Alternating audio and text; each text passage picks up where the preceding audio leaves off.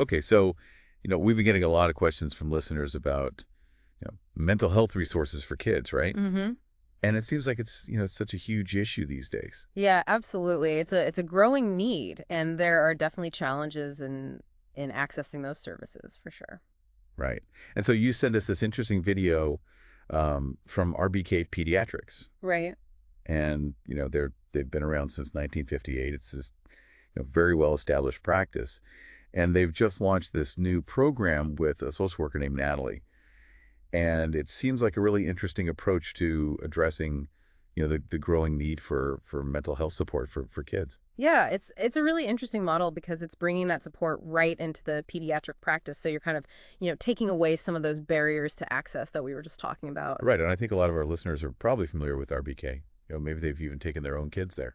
Yeah, especially that Comac office with the hill. I think Mm. that's pretty recognizable for a lot of people. Right. Right. And that's actually where Natalie's based. So, if you've been going to RBK for years, you might even recognize the building. Yeah, exactly. So it's really bringing these services right into a familiar setting. So let's, kind of dive into this a little bit and figure out, what this program is all about. What does it offer? What kind of support does it provide? Yeah, definitely. So, the first thing that struck me when I was looking at this was the age range that Natalie works with, Yeah. which is pretty broad. Yeah. What is it? It's 3 to 26. So she's working with, young kids all the way up through young adulthood. Oh, And it's not just individual work with the kids. She's also doing parenting counseling okay. and working with families as a whole. So, it's really a comprehensive approach. So she's really kind of addressing the needs of the whole family unit. Exactly. Yeah. And I think that's really important because often these issues, they're not just affecting the child in isolation. Right. They impact everyone. It's the whole family system. Right. And so what would you say are some of the goals of this program? What are they hoping to achieve? Well, Natalie talks about, really helping kids and young adults understand themselves better, Mhm. understand their internal states, their emotions. She talks about, weekly activities and really building skills in this area. So, it's not just about talking, it's about actually giving them tools to manage their emotions. Not very practical. Exactly. Yeah, and ultimately the goal is, for kids to feel good about themselves, to feel confident, Yeah. to be able to, prosper in their environment to grow. I mean, that's really what every parent wants for their child, Absolutely. right? So it's kind of giving them the tools to achieve that. Exactly. So, let's get really specific now.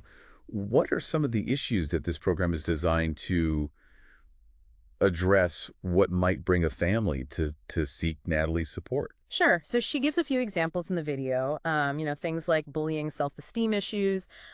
She even mentions, just the simple little thing that can sometimes, really have a big impact on kids. Right, those everyday challenges. Exactly. And then she also talks about, more serious challenges like ADHD, providing support for kids who are managing chronic illnesses, Right. Anxiety and depression. Yeah. These are all things that she's equipped to work with. And that's so important because, I think sometimes those issues can get overlooked, especially when you're dealing with a chronic illness. Right. No. Yeah, absolutely. And I think it's really key that they're acknowledging that, mental health is just as important as physical health. Right. And that, these things are often interconnected. Exactly. Yeah. And what's really interesting to me is she specifically mentions that they're aiming to address these issues, hopefully with no medications. Wow. So that's a really strong statement. It is, yeah. And it's stressed that, they're really focusing on those non-pharmacological approaches. Like you were saying before, like the skills building and the, Yeah. kind of understanding your internal state. Exactly. Yeah. Giving kids and families tools to manage these challenges without necessarily resorting to medication right away. So now how does this all fit into like the regular pediatric care that you would expect at RBK? Right. So it's not like a completely separate thing. It's very much integrated. Right. And Dr. Rowe mentions that they're using these PHQ-9 forms, Okay. which are basically like these questionnaires Yeah. to screen for depression and anxiety symptoms. Okay. And they're doing this during regular checkups. So it's like a routine part of the visit. Exactly. Yeah. So the pediatricians are kind of the first line. They're identifying potential needs, Wow. and then they can refer kids to Natalie for more specialized support. So it's all happening within the same practice. Exactly. Yeah. It's very streamlined. So for our listeners who might be, thinking, oh my gosh, this sounds amazing. I need this for my child, or, I want to learn more. What should they do? Yeah. So the best way to get in touch with them is to call RBK Pediatrics. Okay. The number is 631-499-4114. And I imagine they have a website too. Yes, you can also email them at contactus@rbkpediatrics.com. Perfect. And they mentioned that, Natalie's schedule is going to be expanding as the program grows. So, even if they can't get an appointment right away, there will be more availability in the future. So it sounds like they're really committed to making this program work and expanding it to meet the needs of the community. Absolutely. Yeah, it seems like they're really dedicated to this. So just to kind of sum this all up for, Yeah. anyone who's just tuning in, RBK Pediatrics is really taking a proactive approach to addressing the increasing need for child and adolescent mental health support. Yeah. And they're doing this by integrating, a social worker right into their practice, offering a range of services that are really focused on, the overall well-being of young people and their families. Exactly. And I think, for us to consider as we're kind of wrapping up here is, this trend that we're seeing of integrating mental health support within traditional healthcare settings.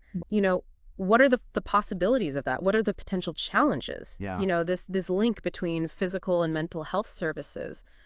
What does that mean for the future of children's well-being? It's really a fascinating development to think about. Absolutely. Well, thank you so much for, breaking this down for us and for sharing your insights. I think this is a really valuable conversation to be having. Oh, it was my pleasure. Thanks for having me. And to all of our listeners out there, thank you for joining us on the Deep Dive. Yeah, we'll see you next time.